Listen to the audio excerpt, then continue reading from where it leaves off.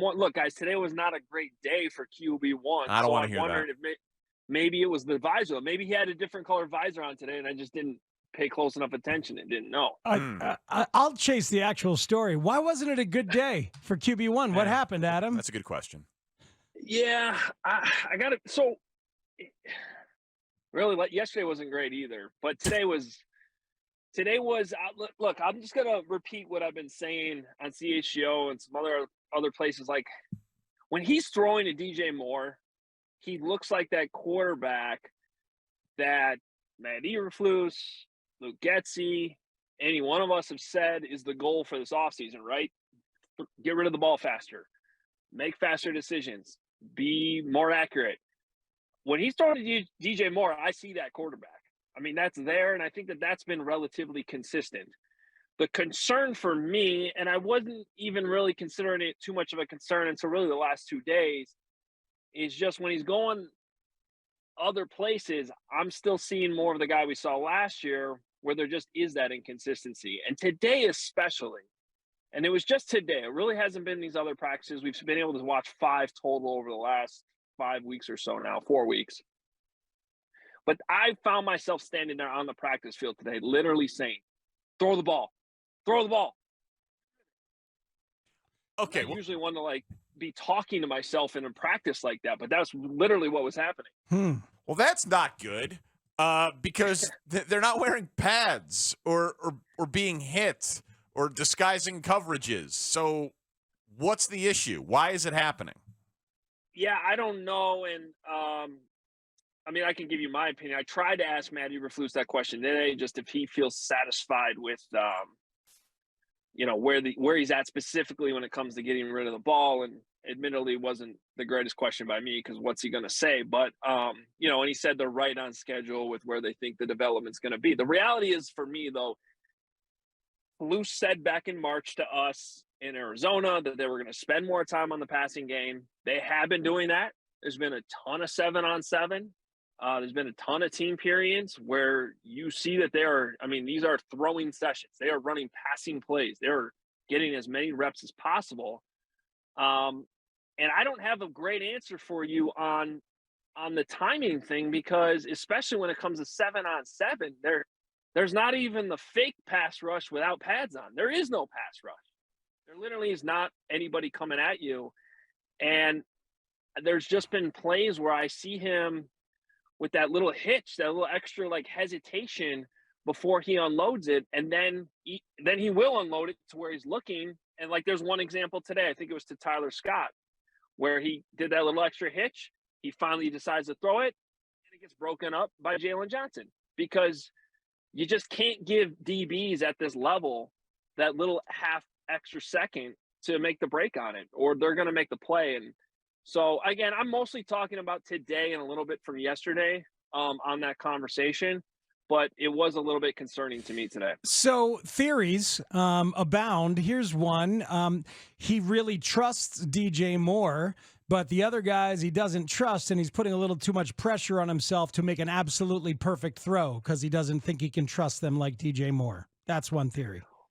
So here, I'll give you I think there's 2 ways to look at this in a more specific way. Like specifically when it comes to today and yesterday, we are now in the 4th straight week of them being on the field a lot, offense versus defense. Like I said, they've been running a lot of these plays, and it's gotten to the point where I think that the defense is seeing them a lot. Yesterday, I talked to Cole Kmet on CHGO, and I asked him about a specific play they had yesterday, which was great. It was Justin Fields with perfect touch over the top of Tremaine Edmonds, who is not an easy linebacker because of how big and long he is, to get the ball up and over in that middle part of the field to Cole Kmet, who made a nice over-the-shoulder grab. And Cole Kmet said, that's actually a play that we've run a lot, but we've noticed in meetings and watching tape that the defense basically is getting used to what we're doing there. So we threw in a little extra wrinkle today to essentially get the defense to bite on it and get it open. So if we're going to bring up a fair excuse for the quarterback and the offense, that's 100% a fair excuse.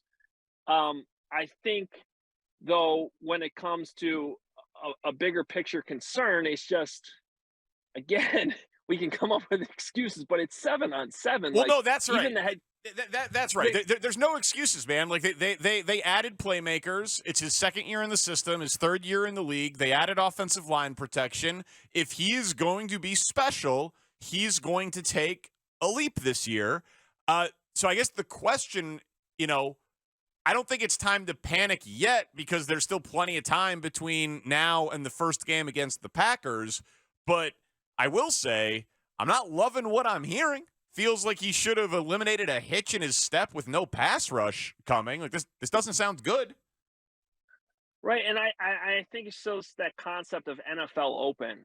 And I was hoping to see him trust that a little bit more at this point, where specifically when it comes to your first read, sometimes your second read, but really your first read, when you're running 7-on-7, this is the second year in the offense. Before the ball snap where you're supposed to go. And unless that guy is truly, truly covered, if he's got half of a step on his guy, you got to throw the ball. And again, to bring this kind of full circle, that first read's number 2, when it's DJ Moore, when that's where even some plays where it's actually designed for DJ Moore to break open late. Like there have been some really, really good moments, some impressive moments where I'm seeing that conviction in his throws. I think they're just still building on that with the other guys, which to your point, it being early is a good thing. And I do think there's chemistry with Cole Kmet. If not seen Darnell Mooney on the field, I guess my guess is if he has been on the field, we'd see some of that chemistry too. And then the Chase Claypool thing, I don't know what to make of all that, but yeah, there are some fair excuses. At the same time, when it's 7-on-7, dude, I don't want to see the ball hit the ground as much as it has. And when, Adam, we all know that the leap is tied to being able to make anticipatory throws or throwing guys open, that NFL open idea. So it's distressing to see that be an issue now, and you can hope that it's early. What is going on with Claypool? What there's multiple things going on, according to the Flues? Yeah, first we heard soft tissue stuff. I think that was 2 weeks ago. And then yesterday it was a couple of things. So, I don't think it's necessarily anything to panic about because it doesn't sound like a major injury or anything. Once again, Eberflus today said, yep, he's expected to be at training camp. To me, it's more just like your instinctive nature for as many of these OTAs, mini camps, and training camps I've covered over the years. Like there's something to be said for just the vibes aren't great, right? Like it just seems like there's always something since he's gotten here, and he hasn't been here that long. First it was just kind of struggling to make plays. Then it was the blow up in Detroit where, he's yelling on the sideline. Okay, new offseason, fresh start. He was on the field a little bit, didn't necessarily see him do anything special, and now he's dealing with some soft tissue stuff. So, I don't know. I'm still willing to give him the benefit of the doubt, but at some point it'd be nice to have something great to report and tell you guys when I come on the show with you and be like, oh, Chase Claypool, he's all of a sudden looking like, this special player. I will say this, though. Early in OTAs when he was on the field, I liked how he was being used just in certain ways that make sense for his type of game. When you think about him coming out of Notre Dame, getting the ball in his hands, whether we're talking about end arounds, shifts, motions, things like that. So if he is on the field, I do think he can be effective in the offense, even if he's just creating open windows for other receivers. But that was a few weeks ago now. We haven't seen him since then. We're talking to Adam Hoge from CHGO on the Bears. Not to circle it back to Justin Fields, but to circle it back to Justin Fields. Yeah. When you ask Eberflus, and he's like, oh, we're exactly where we're supposed to be. Or Tevin Jenkins falls all over himself praising Fields. Or the clip we played coming in with Cole Kmet praising him. And, their words aren't matching up with your eyes. I know football people lie when they speak, and that's kind of just their love language. But what does that present to you in ways of a challenge as a reporter? So this is a great question, Danny. It's something I've actually been talking about the last few weeks because what I had been saying up until this week, maybe a little bit of a hesitation after last week's practice that we saw, but really the first 2 weeks especially was I am so used to this as a reporter. Every year's a new year. Everyone's happy. The chemistry is great. There's new vibes in the building. The quarterback, we heard it in the Mitch Trubisky years too. He's got a different attitude, the leadership, command of the huddle, all this stuff. The difference for me was he was backing it all up on the field the first couple of weeks. Like, there was nothing. Practice was over, and there wasn't anything for me to be like, yeah, but that's not what I saw with my eyes. It was actually matching what I saw with my eyes. Last week was a little bit more up and down, but okay, not that big of a deal. And then it's just the last 2 days haven't been super great. And for the audience and for you guys too, like, we've seen 5 practices. There's been many more than that we haven't had access to than we have. So we don't have the full picture. That's why I can't wait for training camp. That's why I love training camp. Pads are on. We get to be there every single day. You can really follow the narrative as it builds or breaks down on a daily basis. So for half of this spring period, what you're asking me, the stuff on the field backed up what everyone's been saying. That has deteriorated in the last week or so. And I think that's just being honest in the reporting from what we've been able to see. Okay. Man, this is the stuff that we all know he needs to get better at. And one has to hope. I mean, how can you spin it positively if you were trying to, Adam, that he's still experimenting and working on stuff and allowing himself that extra second to see how something develops, these kinds of things, and that it will kick into more decisiveness when there is a pass rush? That's, as I'm hope trafficking with myself here. No, but I mean, I do think it's fair to look at it that way too. And I do think there's something to be said for, and I'm probably a little bit more bullish on this defense than most are right now, but I see a lot of, talented veterans that have played a lot of football in the NFL. And I definitely think there's something to be said for the fact that they've been out there so much. It's a limited playbook. The defense has probably seen everything at this point. And so you are fighting a little bit of that as an offense. I also, if I were to send you guys a screenshot of my notebook, which I wouldn't do because you wouldn't be able to read my handwriting at all, but for myself, who I can read it.